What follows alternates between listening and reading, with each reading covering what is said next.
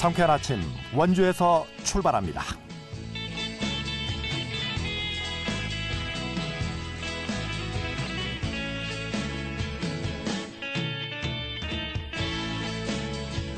안녕하십니까. 1월 15일 월요일 아침에 인사드립니다. KBS 원주방송국 상쾌한 아침 원주에서 출발합니다.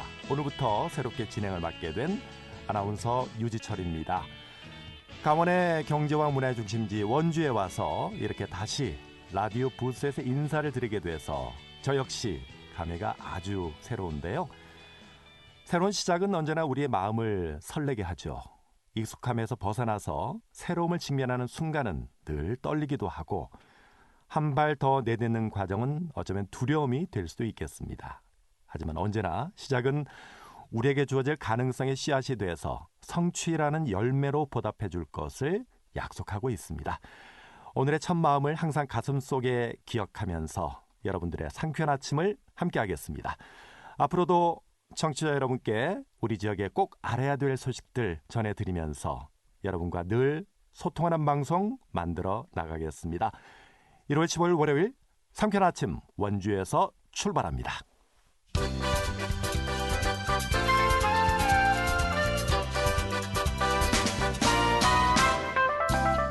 오늘의 뉴스입니다.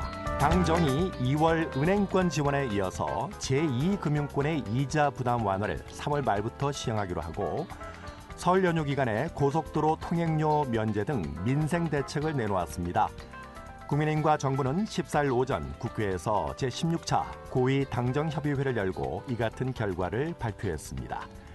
아울러 국민의힘은 지난해 유예했던 취약계층 356만 호의 전기요금 인상 시기가 돌아오는 점을 언급하면서 취약계층의 전기요금 부담을 늘리지 않기로 결정했다고 밝혔습니다. 평창군 대관령면 용산리에 위치한 한옥 호텔에서 13일 오후 7시 42분쯤 불이 나 큰 피해가 발생했습니다. 이 화재로 건물 3동이 전소되고 2동의 일부가 불에 탔지만 다행히 인명피해는 없었습니다. 불이 나자 소방당국은 장비 31대와 인력 91명을 투입해 진화 작업에 나서 2시간 30여 분 만에 불길을 잡고 진화에 성공했습니다. 경찰과 소방당국은 정확한 피해 면적과 화재 원인을 조사 중입니다. 무연고 사망자를 위한 장례 지원 조례 제정 이후 지난 11일 원주의료원 장례식장에서 공영장례가 처음으로 치러졌습니다. 공영장례는 연고자가 없거나 연고자가 있더라도 시신 인수를 거부 또는 기피하는 등의 경우에 고인에 대한 예우와 존엄성 유지를 위해 장례비 지원 외에 장례의식을 지원하는 서비스입니다. 원강수 원주시장은 최근 노인 1인 가구 증가와 가족 해체 등으로 무연고 사망자가 증가하는 것은 안타까운 일이라며 고인이 외롭지 않고 존엄하게 삶을 마무리할 수 있도록 적극 노력하겠다고 전했습니다. 오늘의 뉴스였습니다.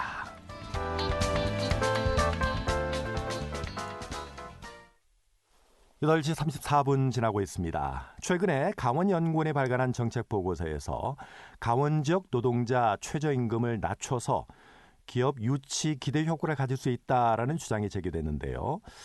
자, 그래서 여기에 대해서 노동계와 지역사회 비판의 목소리가 이어지고 있습니다. 이 내용을 정의당의 강원특별자치도당 이효성 사무처장을 연결해서 들어보겠습니다. 처장님 안녕하세요. 네, 안녕하세요. 자, 논란이 된 정책 보고서가요. 강원도형 최저임금 제도가 필요하다라는 제목의 보고서인데 어떤 내용이 문제가 있다고 보시는지요? 네, 강원연구원은 2024년 올해 초 정책 보고서에서 강원도형 최저임금 제도가 필요하다 이렇게 발표를 하면서요. 기존의 최저임금 제도보다 더 낮은 수준의 최저임금 제도를 강원도가 좀 시행을 해야 된다 이렇게 제안을 했어요. 네. 이 보고서는 최저임금의 인상이 기업들의 부담을 증가시켜서 고용 저하를 불러온다고 비판을 하고 있는데요. 그리고 최저임금보다 더 낮은 임금을 줘도 되는 강원도가 되면 인구 유입 효과가 있다. 그리고 자발적인 실업자가 감소하고 기업 유치 효과를 기대할 수 있다고 주장하고 있어서 문제가 되고 있습니다. 그래서 강원연구원에서는 이제 지역별 임금 차등제를 도입하게 되면 강원도로 기업을 유치할 수 있고 또 인구도 유입할 수 있고 이 제도는 이미 또 해외 국가들에서 이미 도입하고 있다라는 주장을 하고 있는데 여기에 대해서는 어떤 입장이신지요? 참 좀 허무맹랑한 소리가 아닐 수 없다고 저는 봐요. 네. 이게 상식적으로 보더라도 강원도의 최저임금을 떨어뜨리면 상대적으로 취직이 용이한 고숙련 노동자들을 중심으로 해서는 사실 강원도에 있을 이유가 별로 없어지거든요. 이주 요인이 커지겠죠. 그리고 그 젊은 노동자들도 마찬가지로 이게 임금을 후려치지 않는 다른 지역으로 갈 것이 불보듯 뻔합니다. 그렇게 떠나간 자리에 남는 건 전국 최하위의 생계 수준을 어쩔 수 없이 감당해야 하는 저숙련, 저임금, 초고령 노동자들입니다. 이 강원도 노동시장은 오직 저임금 구조로 연명할 수밖에 없는 소규모 사업자들만 남게 되죠. 그리고 끝내 이들 간의 더 낮은 바닥을 향한 그 출혈적 경쟁이 난립하게 될 것인데요. 또 도내 기업들 같은 경우도 뭐 예전부터 이제 월급을 잘 주는 데 다니는 노동자분들은 큰 문제가 없을 수 있겠지만 이 월급을 적게 주는 데는 대부분 최저임금을 줬을 거잖아요. 그런데 이제 최저임금 차등제가 되면 최저임금이 더 적어지고 또 직종별로도 이게 임금이 차등 적용이 될 수가 있거든요. 그래서 기업들 간의 임금 격차가 더 벌어지고 결국 도민들 사이에 불평등 문제를 키워서 이게 또 지역사회 갈등이 덩달아 커질 수밖에 없고 또 과학적인 근거랑 뭐 분석도 없이 사실 이게 보고서가 해외 사례 몇 가지만 가지고 근거 없는 주장을 하는 것도 심각한 문제라고 저희는 보고 있습니다. 네, 해외 사례 말씀해 주셨는데 일본의 경우는 보니까요. 이 수도인 도쿄도의 경우는 최저임금이 1,133엔인데 이 오키나와 현의 경우는 896엔으로 지역별로 최저임금을 차등을 이렇게 하고 있는데요. 사실 우리나라도 최저임금이 최근에 너무 급격하게 올랐기 때문에 이걸 감당하기 어려운 그 중소기업들이나 영세기업들을 좀 보호하기 위한 조치가 아니냐 뭐 이런 의견도 있습니다. 그렇죠. 그런 의견도 있죠. 네네. 네네. 그래서 이제 예전에 우리나라에서도 이 업종별로 차등을 적용하는 최저임금제를 시행한 적이 있는데 예를 들면 뭐 1군, 2군 나눠서 1군은 뭐 식료품이나 의복 정말 필수적인 거 그리고 2군은 뭐 담배나 좀 기호품들 이렇게 나눠서 업종별 차등 적용을 한 적이 있는데 이게 사실 좀 뭐 객관적인 기준이 없다는 이유로 폐지가 됐었잖아요. 근데 현재 강원연구원이 주장하는 지역별 차등 적용 최저임금제 이 경우에는 뭐 객관적인 기준, 지표가 함께 제시가 되고 있나요? 어떤가요? 그 보고서에는 지금 강원연구원 홈페이지에 들어가 보시면 이제 거기 이제 올라가 있습니다. 네. 거기 그 최저임금 지역별 그 차등제 기대 효과라고 해서 보고서 안에 임금에 따른 그 수요 공급 곡선을 그린 그래프를 하나가 있어요. 근데 그거 하나를 유일한 근거로 제시하고 있는데 잘 보면 이 그래프 같은 경우는 실증적인 근거는 물론 계량적인 통계조차 없습니다. 이게 해외 사례 같은 경우도 아까 이제 잠깐 말씀 주셨잖아요.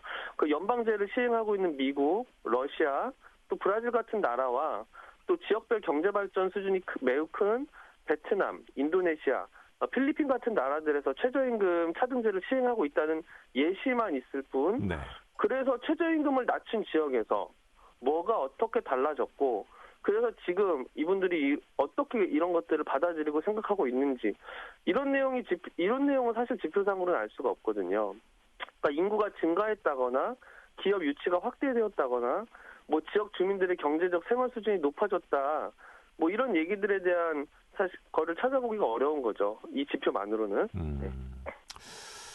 자, 그런데 이 법정 최저임금을 준수하기 좀 어려운 지역들, 강원도에 예를 들면은 뭐 군 지역들 있잖아요. 이런 지역에 좀 최저임금을 차등 적용을 하게 되면 그런 열악한 군 지역에 뭐 최저임금 변화에 민감하게 반응하는 산업들을 좀 유치할 수 있지 않을까? 뭐 이런 제안을 한 거라고 제가 보는데요. 여기에 대해서는 어떻게 보세요? 저는 관점에 따른 차이라고 사실 생각하기도 합니다. 네.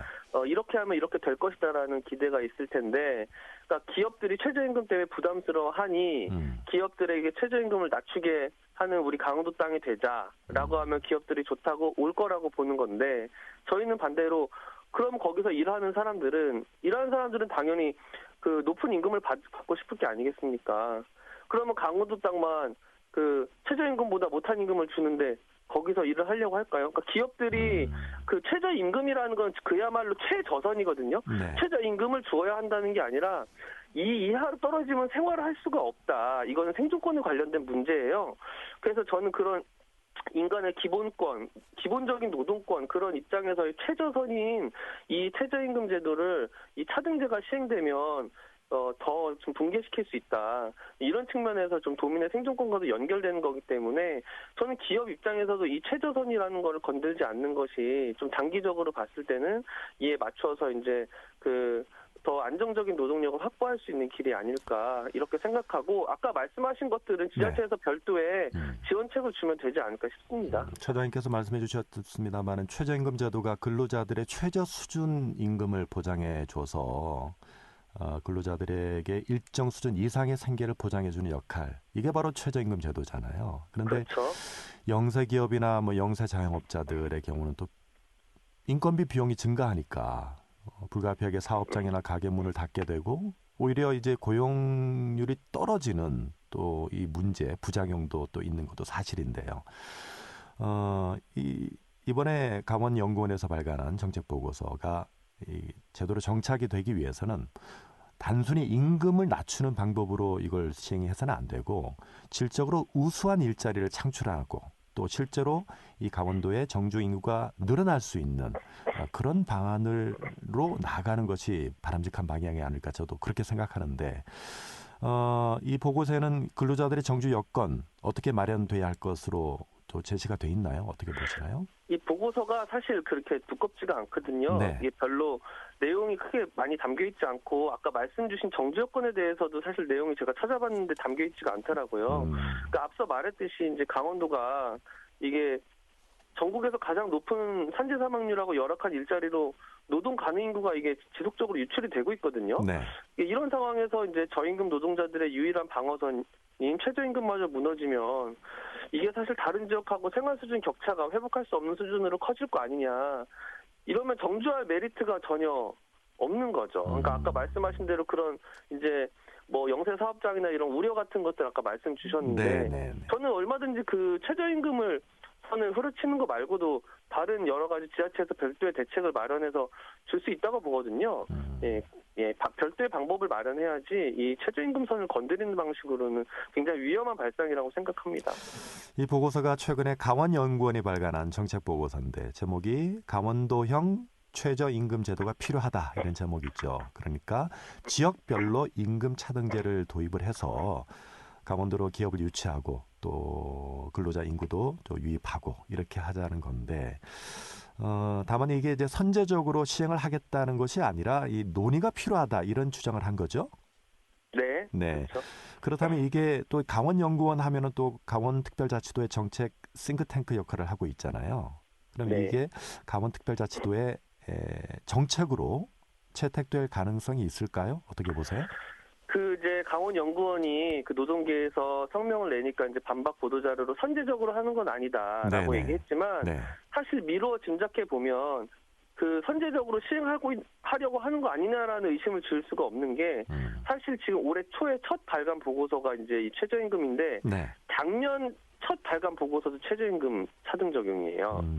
예, 그렇거든요. 강원도는 아직까지 이에 대해서 좀 별다른 움직임을 이렇게 가시적으로 보이고 있는 건 없는데 저희는 안심할 수 없다고 보는 거죠. 지금 이 보고서랑 비슷한 게 나온 바 있고 또 강원도와 이제 강원연구원이 강원특별법에 최저임금 차등 적용을 계속 넣고 싶어서 강원특별법하고 좀 계속 얘기하고 있는 그런 상황이라고 보거든요. 좀 군부를 떼고 있는 거 아니냐. 좀 우려가 되는 상황이고 특히 그 강원연구원 같은 경우에 계속 지금 현진공원장 부임 이후에 각종 논란들이 많이 지금 있었거든요. 근데 이게 첫 정책 보고서가 이제 노동인권을 후퇴시켜도 된다라고 읽혀지는 이런 보고서를 내서 또 논란을 부추기는 것 이것에 대해서 굉장히 우려스럽게 생각하고 있습니다. 아무튼 이 기업을 좀 많이 유치하고 인구 유입을 좀 유도하면서 중요한 것은 질적으로 우수한 일자리를 좀 많이 창출하고 또 근로자들의 이 정주 여건도 함께 향상할 수 있는 그런 정책이 좀 마련됐으면 좋겠네요. 여기까지 듣겠습니다. 지금까지 정의당의 강원특별자치도당 이효성 사무처장이었습니다. 고맙습니다. 고맙습니다.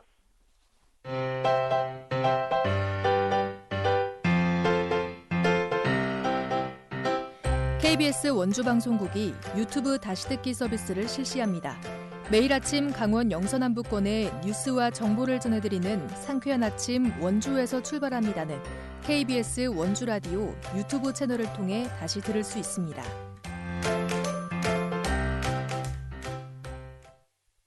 상쾌한 아침 원주에서 출발합니다. 함께하고 있는 시각 8시 46분 지났습니다. 원주시에서요, 임금이 낮고 소득이 불안정한 청년들의 경제적인 자립을 돕기 위해서 2024년 청년 디딤돌 2배 적금 신청자를 모집하는데요. 자세한 소식을 박다인 리포터가 취재했습니다. 어서 오세요. 네, 안녕하세요. 우선 청년 디딤돌 2배 적금, 이게 어떤 적금인가요? 네, 청년 디딤돌 2배 적금 지원 사업은 청년들의 경제적 자립과 안정적인 금융생활을 지원하기 위해 강원특별자치도와 도내 각 시군이 협업해 추진하는 사업입니다. 매월 청년이 저축한 금액의 동일한 금액을 강원특별자치도와 각 시군이 반반 부담해서 적금 만기 시 청년이 낸 저축액을 2배로 돌려주는 적금인데요. 또 청년 디딤돌 2배 적금에 가입되면 연 1회 이상의 재무교육, 금융 컨설팅과 같은 금융교육을 제공하게 됩니다. 자세한 내용 원주시 복지정책과 청년정책팀 황인정 팀장 이야기 들어보겠습니다. 네, 청년 디딤돌 2배 적금 지원 사업은 청년들의 경제적 자립과 안정적인 금융생활을 지원하기 위해 강원특별자치도와 도내 각 시군이 협업하여 추진하는 사업입니다. 이 사업은 크게 자산 형성과 금융 역량 강화 부분을 통해 지원하는데요. 매월 청년이 저축한 금액의 동일한 금액을 강원특별자치도와 각 시군이 각각 반씩 부담하여 적금 만기 시 청년이 낸 저축액을 2배로 돌려줌으로써 자산 형성을 지원하고 청년들의 금융 역량을 강화하고자 합니다. 청년이 3년간 매월 10만 원씩 저축하면 강원특별자치도와 시군에서 각각 5만 원씩 총 10만 원을 더해 3년 후 만기 때에 720만 원과 별도의 이자까지 얹어서 청년에게 돌려주는 사업입니다. 그러니까 청년이 근로소득으로 매월 10만 원씩 저축을 하면 강원특별자치도가 5만 원, 네. 원주시가 5만 원 이렇게 해서 총 20만 원이 저축이 되는 그런 효과가 있고 나중에 또 이자까지 얹어서 돌려주게 된다는 그런 거군요. 기간이 따로 있을까요? 네, 저축 기간은 3년인데요. 그래서 3년 동안 이제 매월 10만 원씩 저축하면 특별자치도와 시군에서 각각 5만 원씩, 그래서 총 10만 원을 더해 3년 후 만기 때 720만 원과 별도의 이자까지 얹어서 돌려주게 됩니다. 네. 네, 해당 적금 신청 대상 같은 경우 현재 주민등록상 거주지와 직장이 모두 강원도 내에 있고 고용보험이 가입돼 있으며 이 기준 중위소득 150% 이하인 18세에서 39세 청년인데요. 신청은 오늘부터 가능합니다. 원주시청 홈페이지에 게시되어 있는 사이트에 접속한 후 온라인 신청서를 작성하시고 제출 서류를 첨부하시면 되는데요. 단 지자체나 정부의 유사 자산 형성 지원 사업에 참여했거나 또 참여 중인 분, 또 군 복무자나 사회복무요원, 또 산업기능요원과 같은 군 복무 대체근무자와 공무원, 군인, 사립학교 교직원 등 직영연금 가입자는 신청에서 제외된다는 점 참고하시기 바랍니다. 이어서 원주시 복지정책과 황인정 팀장 이야기 들어보시죠. 네, 신청은 1월 15일 월요일부터 21일 일요일까지 일주일간 온라인을 통해서만 가능합니다. 인터넷에 청년 디딤돌 2배 적금이라고 검색하시거나 원주신청 홈페이지 배너를 통해 신청 사이트에 접속하실 수 있습니다. 휴대폰 인증이나 공동인증서 등 본인 확인 절차를 거친 후 신청이 가능합니다. 자가진단표, 개인정보 수집, 이용, 제공 동의서 등 온라인 신청서를 작성하고 기본 제출 서류인 주민등록 초본, 주민등록 등본, 가족관계 증명서, 고용보험, 자격, 이력 내역서, 그 밖에 해당자 추가 제출 서류를 첨부하면 됩니다. 네. 기준이 중위소득 150% 이하, 상당히 폭넓게 기준을 적용을 했군요. 네. 웬만한 청년들은 다 포함이 될 수 있겠어요. 자, 오늘부터 이번 주 일요일까지 일주일 동안 이제 신청을 받는다고 하는데 이게 우리 강원 청년들에게 큰 도움이 됐으면 좋겠습니다. 네, 원주시 청년지원센터에서는 또 올해도 면접 정장, 면접 활동, 시험 응시, 스터디 카페, 독서실 이용 등의 취업 활동비와 같은 취업을 준비하는 청년들을 위한 사업들을 추진할 계획이라고 합니다. 원주시 청년지원센터로 문의해 보시고요. 본인에게 필요한 지원 혜택은 꼭 받아보시기 바랍니다. 네, 원주 그리고 강원 청년들에게 힘이 되는 소식 잘 들었습니다. 박다연 리포터였습니다. 네, 감사합니다.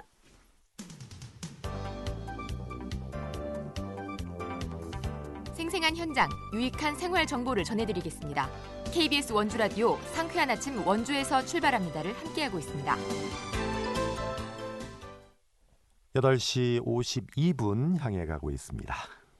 원주의 천년 고성이죠. 금대산성, 일명 해미산성이 강원특별자치도 문화재 심의에 가결됐다는 소식입니다. 이 내용을 원주 역사박물관 이상훈 학예사를 연결해서 자세히 알아보겠습니다. 학예사님 안녕하세요. 네, 안녕하세요. 금대산성, 일명 해미산성. 정식 이름이 금대산성인가요? 네, 지금 정식 명칭은 금대산성이 정식 명칭이고요. 해미산성은 뭔가요, 그럼? 해미산성은 기존에 이제 동네에서 약간 구전으로 전해졌던 구전으로. 명칭인데, 네. 이게 금대산성이 된 거는 이제 문헌 기록이나 이런 게 자료가 남아 있어서 그거를 근거로 해서 정식 명칭은 금대산성으로 불리게 됐고, 그 지역 주민분들이 해미산성이라는 명칭을 같이 병행해달라고 요청을 하셔서 네. 그래서 금대산성과 해미산성이 명칭이 병행이 되었습니다. 통일이 좀 돼야 될 것 같은데요, 명칭이. 그래서 저희가 이제 금대산성이 이제 주 명칭이라고 보시면 되고요. 네. 해미산성은 이제 부 명칭이라고 보시면 될 것 같습니다. 그렇군요.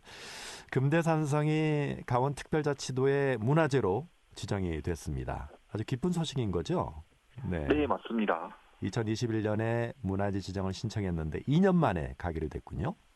네, 지난 저희가 2021년 5월에 강원특별자치도 문화재 지정 심의 신청 이후에 약 2년 6개월 만에 지정 심의가 가결되었습니다.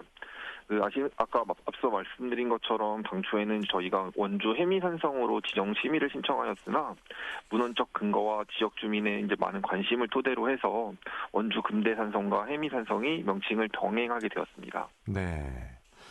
지역 주민들이 이 금대산성이 문화재로 지정되기까지 정말 많은 노력을 하셨더군요. 예를 들면 문화재 지정 건의서도 제출하고 길 이름도 이 해미산성길로 바꿨다고요. 주민들이 주도해가지고. 네, 맞습니다. 네. 네. 이 금대산성의 위치가 정확하게 말하면 원주의 치악산 남쪽 자락에 위치해 있는 거죠? 네, 맞습니다. 네, 좀 소개해 주시죠. 규모나 역사적 가치에 대해서. 네, 원주 금대산성은 이제 앞서 말씀드린 것처럼 동네에서는 원주 해미산성으로 알려져 왔었고요. 치악산 남서쪽 곰바이봉 일대에 축조된 태매식 석축 산성으로 둘레는 약 1849m이며 관내 산성 유적 중 영원산성에 이어 두 번째로 문화재로 지정 가결되었습니다. 금대산성 주변에는 영원산성과 금두산성이 위치하고 있고 금대산성은 역사적으로 볼 때 신라의 북원소경과 밀접한 관련이 있는 산성으로 추정되고 있습니다. 그렇기 때문에 다른 신라의 소경 성곽과 비교 연구에도 중요한 산성 유적입니다. 또한 대몽황제기에는 원충갑에 의해 정비된 후 주변의 영원산성 및 금두산성과 함께 적군을 격퇴하는 데 중요한 역할을 담당하였습니다. 개축 흔적이 있으나 축조 방식과 출토되는 유물의 양상을 볼 때 통일신라 시기의 성곽으로 볼 수 있지만 명확한 축조 시기는 향후 발굴 조사를 통해 자세히 알 수 있을 것 같습니다. 네, 말씀하신 게 금두산성, 영원산성도 말씀해 주셨는데 그러면 이제 금대산성과 포함하면 이제 3대 산성이 되겠군요. 치악산에. 네, 맞습니다. 금대산성, 금두산성, 영원산성. 네. 보니까 성벽도 출토가 됐고 건물터, 샘물터까지 또 기와 조각까지 출토가 됐다고요? 네네. 이런 것들 잘 좀 보존이 됐으면 좋겠네요.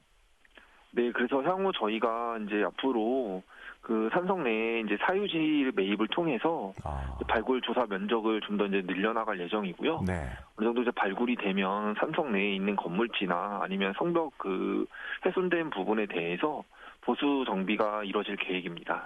사유지 매입이 정말 시급하겠군요. 네, 맞습니다.